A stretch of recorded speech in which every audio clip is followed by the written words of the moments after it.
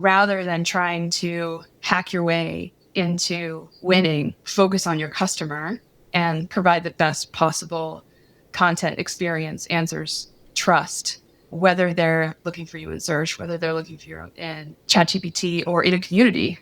All of these things work together. And if you try to growth hack and force your way in one way, you're going to end up missing all these other signals too. I'm Jonathan Gandolf, and welcome to the Content Cocktail Hour, powered by Audience Plus. Our mission is to shake out the deepest secrets of B2B marketing professionals and stir up fresh conversation, all to help you connect your brand with the right audience at the right time. Let's raise a glass. Welcome back to the Content Cocktail Hour. This is Jonathan Gandolf, co-founder and CEO of Audience Plus. I'm thrilled to be joined today by a longtime partner, friend, customer, colleague, somebody I admire in the marketing space, Elizabeth Irvine, who is Senior Director of Growth Marketing at Siteimprove, which is actually a little bit of news in and of itself. If you haven't seen, Siteimprove acquired MarketMuse. We were huge MarketMuse fans. We were big Siteimprove fans. So pretty powerful combination there. We'll get into a little bit of what they do and some of the unique perspective that provides their team on what's happening in the space right now. I'm excited to learn from that myself today. But before we do that, Elizabeth, tell us a little bit about yourself and your role in your own words.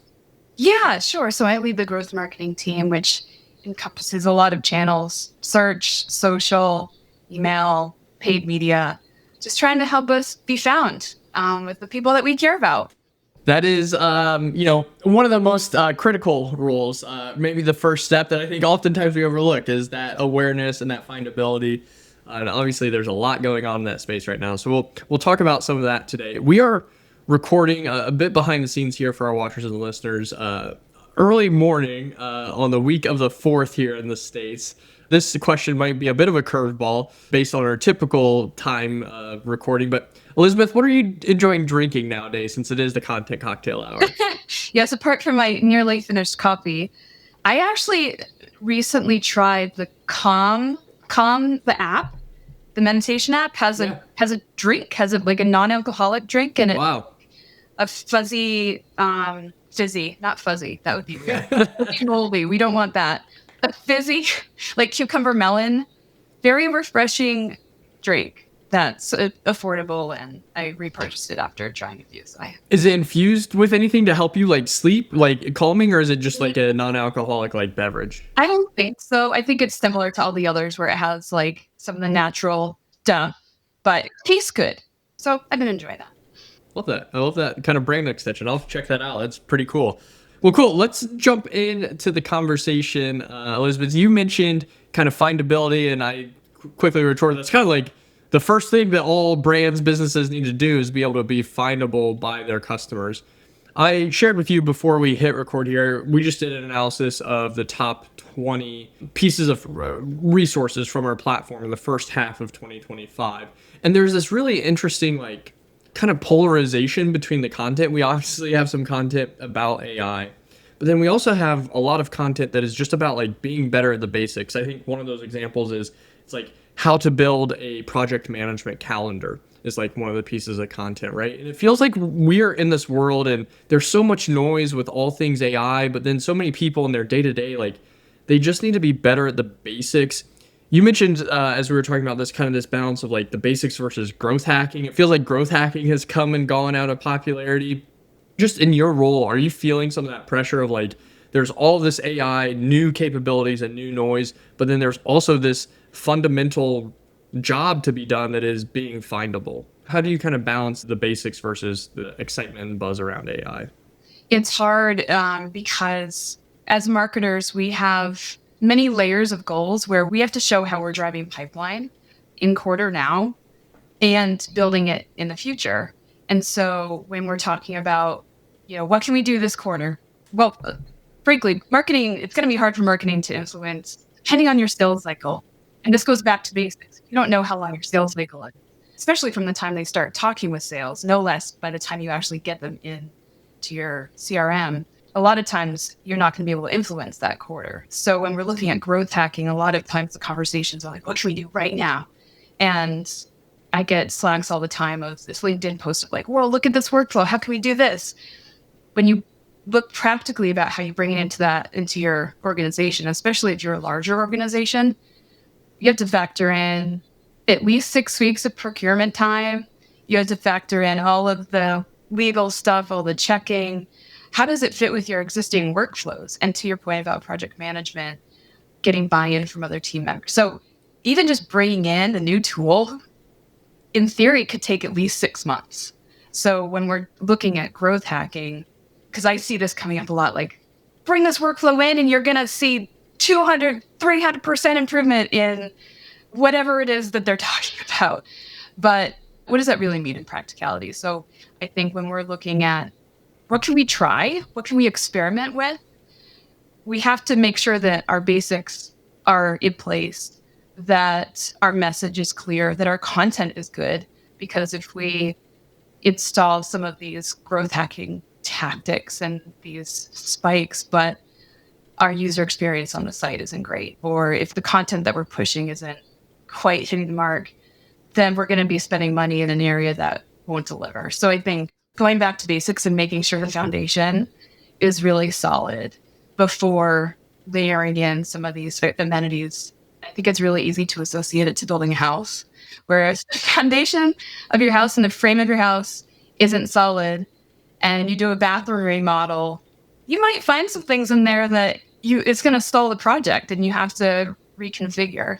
I love that analogy. And I love, like, even at the top of that, when you mentioned, like, knowing your sales cycle length, knowing your pipeline numbers, knowing, like, your attribution model, like, yeah, you almost have to build that foundation. You almost have to, like, earn the right to experiment or growth hack, right? And it's like, if that foundation is sturdy, yes, then let's go experiment with adding this on or adding that on, those amenities that you mentioned. I think that's a really good way of thinking about that. I might steal that myself. I love that analogy. So you're seeing this maybe more like tangibly than a lot of folks. You're at a business that helps other brands with findability. That's kind of your role. Obviously, there's a lot going on in that space. I'll share a little bit of my own personal perspective. It's a bit interesting. We'll probably look back on this podcast recording years from now and maybe laugh that we don't even know what to call this. I've called it LLMEO, Elmo, GEO, AIEO, which sounds like we're on Old McDonald's farm. The space is obviously growing a lot right now.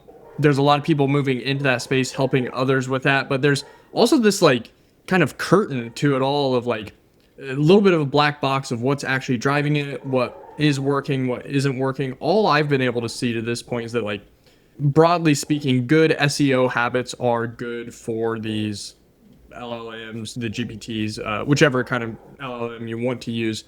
Being in the space, have you kind of informed your own opinion on what matters to you and your team, or kind of how are you seeing the space evolve and what matters and what doesn't right now? There's definitely that curtain, the Wizard of Oz. We don't know what's behind there. And I don't think we will for a while. I think there's a lot of assumptions and a lot of correlation. We did this thing and we saw this result. But we also know that things change and evolve. And can I share one of my favorite statistics? Yes. Everybody who has ever confused causation and correlation has died. Yes, I guess. Yes. Or will. Or will. Yes.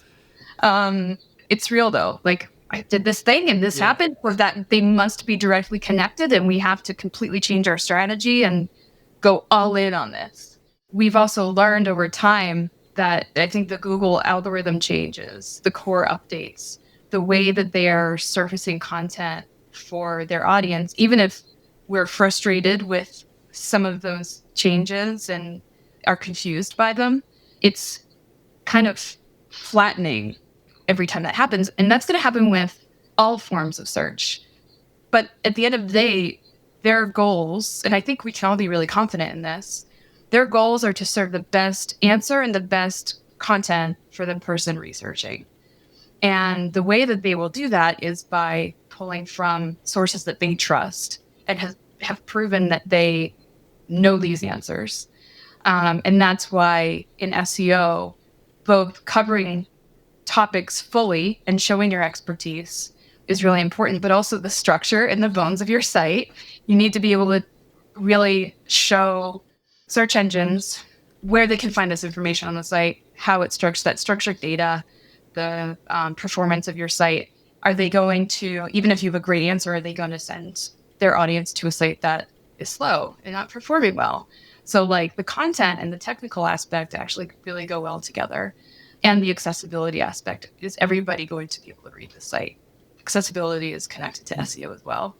And so if you think about these foundational pieces and this baseline, again, it's an assumption and potentially correlation, but AI search is going to be looking at it in a similar way. It may not be looking at all of those aspects in the same way, but they are looking at the search results in a similar way, just serving it up differently. And that's where I think there's a lot of discourse about how to hack your way into the answers. But just like people tried to hack their way into the top of search results in the past, it was course corrected in how the information was served.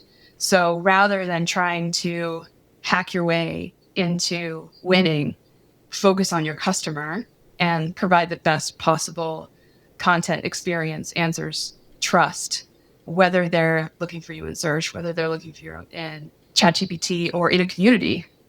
All of these things kind of work together. And if you try to growth hack and like force your way in one way, you're going to end up missing all these other signals too. So you may have just hit on this a little bit, but for somebody who is either has relied on SEO in a large way in the past as a marketer for their brand, or just wants to make sure they're not being left behind by GEO, what should they be doing right now? It's a great question. I'm glad I get to ask it and don't have to answer it. It's funny because the perpetual answer for anything SEO is it depends. But I think that really knowing your audience, really knowing what they need, and using self-reflection on your website and your offering and saying, are we telling them and search who we are and what we're like, how we connect to their problems? Are we even talking about their problems? Do they come to our site and say, you get me? Yes, this is what I need. Or are we just talking about software? It's so basic. It's that frame. But I feel that when you have those foundations really solid, some of this other stuff gets a lot easier and your channels start to perform better. So I would say I don't have a silver bullet for you need to be doing this one thing in order to win. It's really going back to those basics and understanding your customers and are you talking them in the language that they are speaking.